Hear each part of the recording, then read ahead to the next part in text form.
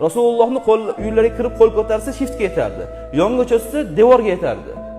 Rasululloh namoz o'qiganlarida xonam torligidan Oysha onamiz uxlab yotardi. Oysha onamiz oyog'ini tagida Rasululloh tahajjud o'qirdilar. Sajdaga borganda oyoqlarini turtirdilar Oysha onamizni, oyog'i yig'ishtirib olardilar, sajda qilardilar. Turganlardan keyin Oysha onamiz yana oyog'i cho'zib uxlardilar. Xonam torligi. Umar roziyallohu anhu kirdim, "Ya Rasululloh" dedim. Siz shunaqa yotasizmi?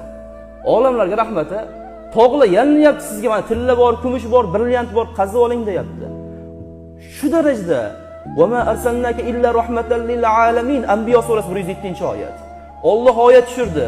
Sizni olamlarga rahmat qilib yubordik ey Muhammad alayhisalom dedi. Rahmat bo'lib kelgan zot shunaqa uxlaydimi? Shunaqa yotadimi ya Rasululloh? Fors rumlarni qaramaysizmi? Qanaqa yotyapti? Duo qiling deganlarda, "Hey Umar, qo'y" dedilar. Nimaga?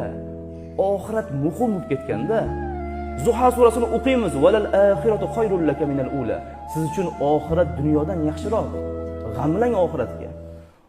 Bu dunyo oxirat ikinzori deganlar payg'ambar alayhisalom. Ikib keting bu narsani. Hamma narsani ikdingiz, faqat dunyo uchun bo'lib qoldi-ku. Ertaga kim foydalanadi o'sha narsadan? Oxiratgacha. Hisob-kitob qiling, bugun topgan daromadingizdan qanchasini Alloh uchun berdingiz va Alloh yo'lida yurganlarga berdingiz.